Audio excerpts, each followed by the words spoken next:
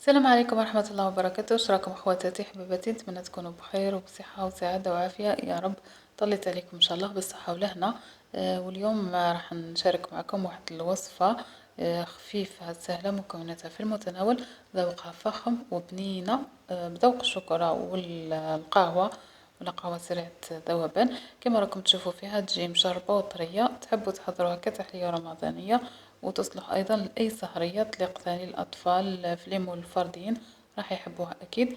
وهاد التحليات أنا نحبهم يعني مع الصباح نفطر بهم. أكيد اللي ما يحبوش الحليب راح تعجبهم. المهم نبدأ بسم الله، نبدأ بالطبقة الأولى، راح تكون سهلة وسريعة. نحتاج فيها 2 بيضات، ما نسويش رشة الملح، وراح نستعمل منكه فوق البيض. لأن استعملت منكه الشوكولا تقريبا ملعقة صغيرة لقطعهم يعني.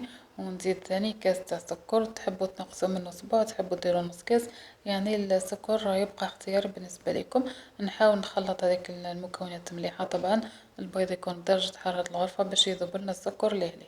لهنا نستعمل نص كاس تاع زيت، يعني كعد القاعدة تاع الكاس ضيقة، زدت فوق نص كاس شوية، هذا مكان. نخلط ونزيد كاس تحليب.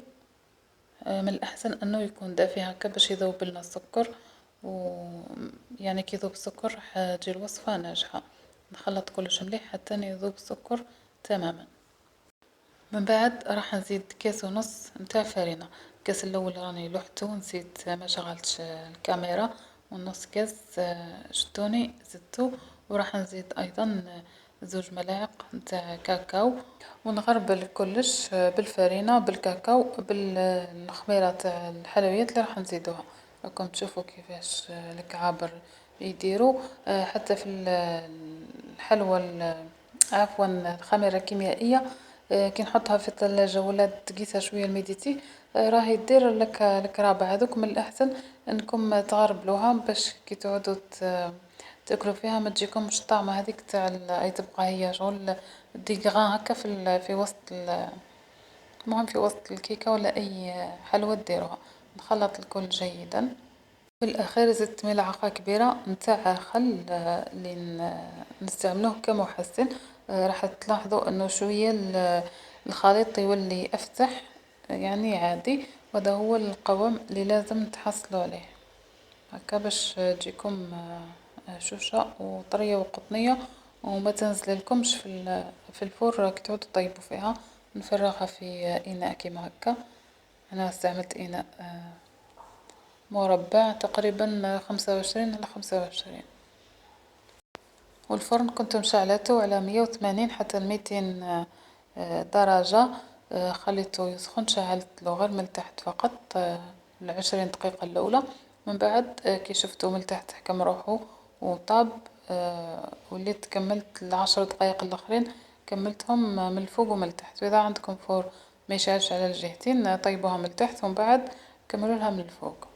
خليها طيب ونروح نحضر الكريمة. استعملت لهنا 4 مغارف ماهمش معمرين مليح تاع فرينة، و2 مغارف بومبي شوية هكا نتاع نشا. وراح نزيد ايضا 2 ملاعق كاكاو بني. وباش يجيني لون مليح راح نزيد نصف ملعقة اخرى ولا ملعقة ماهيش معمرة مليح نتاع كاكاو امر. تحبوا ديروها كامل كاكاو بني، تحبوا ديروها كامل كاكاو اسود.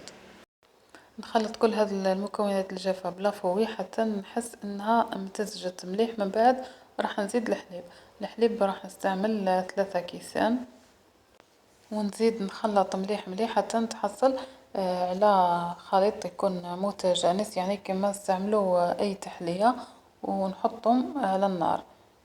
السكر ما لحتوش مع الاول، لهنا زدت 5 ملاعق كبيرة تاع سكر، تقريبا يجيكم نص كاس ولا كاس غير ربع. ونخلط مليح حتى يتقال الخليط ونتحصل على قوام كيما هذا. بعد ما نحيها من على النار مباشرة نزيد لها ملعقة كبيرة تاع مارغرين ونخلط، راح تذوب ليه. من بعد نصفي هذا الخليط كامل من الحبيبات باش يعطينا يعني منظر مليح وما ما يجيش في هذوك الحبيبات. والخليط هذا لازم نصفيه وهو مازال سخون، ما خليوهش حتى يبرد. وهذا هو القوام اللي تحصلوا عليه. شوفوا قوام كيما تاع الشوكولا تاع الطلي. نحطه جانبا ونخرج الكيكة من الفرن، راهي مازالت سخونة، راح نجربها. شوفوا لهنا لازم حتى هي ثاني تكون سخونة باش نشربوها. ننقبها كيما هكا بأي حاجة، كيغدون ولا فرشيطة ولا موس، أي حاجة عندكم. ومن بعد نجيب كاس تاع حليب يكون دافي. شوفوا لهنا يعني جات هشيشة خلاص وطرية. ما تشربوهاش وهي سخونة ياسر ياسر، يعني خليوها تقريبا 5 دقائق 7 دقائق تخرج من الفرن، ومن بعد تشربوها باش ما تعجن لكمش.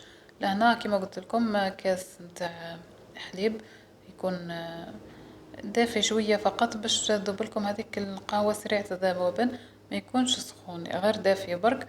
ولا ذوبوه من قبل، دفيو الحليب ذوبوه من قبل وخليوه يبرد، يعني بدرجة حرارة المطبخ برك ماشي بارد من الثلاجة.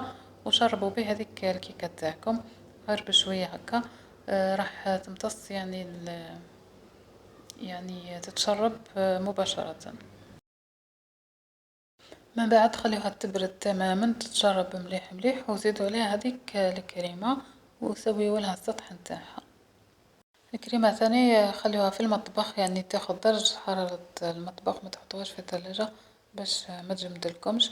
وسويوا السطح هكا وخضوها كيما هكا شوية باش السطح نتاعها يعني يجي أملس كيما راكم تشوفوا فيها.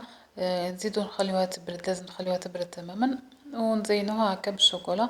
جبت هذه قشرة البطاطا وندير أشكال كيما هكا، يعني راح تعطيكم اشكال هايلة. لأنا كانت شوية مازال ما بردتش درتها لها، يعني ذابت شوية، وليت غطيتها خليتها حتى الغدوة الصباح، يعني بردت مليح، يعني كنت مبريسية برك مزروبة. غدوة الصباح كي جيت باش نقسمها زدت عاود درت لها الشوكولا هذيك وتعطينا يعني مظهر مليح، يعني وحاجة سامبل واقتصادية وسهلة في المتناول. لأن كل ما تحبوا تقصوا الكريمة هذيك راهي تلصق في الموس، يعني كل ما تقصوا امسحوا بالسيرفيت ولا أي حاجة، وقدموها إن شاء الله بالصحة ولهنا لقلوبكم يا رب. وصدقوني يعني راح تتمتعوا وانتم تاكلوا فيها، خاصة اللي يحبوا ذوق الشوكولا ذوق القهوة، يعني المزيج بيناتهم هايل. حاجة سهلة اقتصادية خفيفة سريعة، يعني نص ساعة وانتم محضرينها، ما فيهاش يعني تعقيدات ياسر. اذا هذه وصفة اليوم، نتمنى تعجبكم تجربوها وتردوا لي في التعليقات ان شاء الله. نقولكم تهلاو في رواحكم ولا قد الخير والسلام.